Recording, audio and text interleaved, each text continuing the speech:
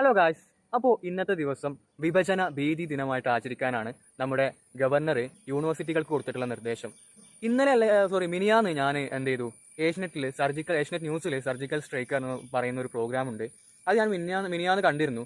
അതിൽ ഒരു കാര്യം പറഞ്ഞു, ഈ ഒരു കാര്യത്തെക്കുറിച്ച്. അത് കേട്ടപ്പോൾ ഞാൻ പഠിച്ചിട്ടൊന്നും ഇല്ലാത്തൊരു കാര്യമാണ്. അപ്പോൾ ഞാനത് സെർച്ച് ചെയ്ത് നോക്കി. അപ്പോഴാണ് അത് സത്യമാണെന്നുള്ളത് എനിക്ക് മനസ്സിലായത്.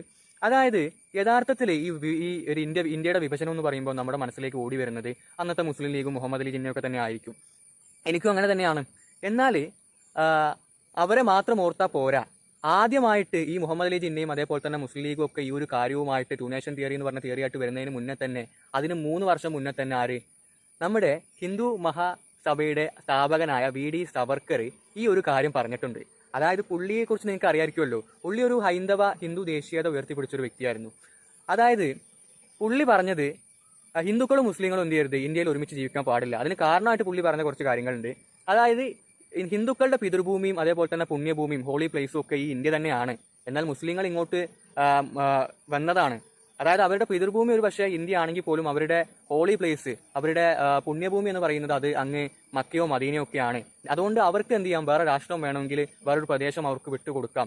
ഇന്ത്യ ഹിന്ദുക്കളുടെ രാജ്യമാണ് എന്നുള്ളതായിരുന്നു പുള്ളിയുടെ ഒരു നിഗമനം എന്ന് പറയുന്നത്. പുള്ളിയുടെ ആശയം എന്ന് പറയുന്നത് അതാണ് പുള്ളി പറഞ്ഞത്. അപ്പോൾ അതിന് മുന്നേ തന്നെ ഈ മുഹമ്മദ് അലി ജിന്നയൊക്കെ വരുന്നതിന് മുന്നേ തന്നെ ഈ ഒരു കാര്യം പറഞ്ഞത് പുള്ളിയാണ്.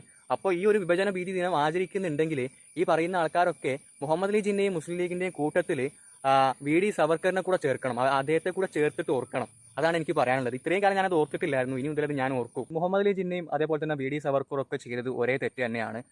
നിങ്ങൾ അറിയാൻ വേണ്ടിയിട്ട് മറ്റൊരു കാര്യം കൂടി ഞാൻ പറഞ്ഞുതരാം. നമ്മുടെ മഹാത്മാഗാന്ധി ഈ ക്വിറ്റ് ഇന്ത്യ സമരമൊക്കെ ആയിട്ട് വന്ന സമയത്തൊന്നും ഈ വി.ഡി. സവർക്കർ ഇതിനൊന്നും അനുകൂലിച്ചിരുന്നില്ല, അതിനെ വിമർശിക്കുകയാണ് ചെയ്തത്. അതിന്റെ ഏറ്റവും വലിയ കാരണം എന്താണെന്ന് ഞാനിപ്പോൾ പറഞ്ഞല്ലോ.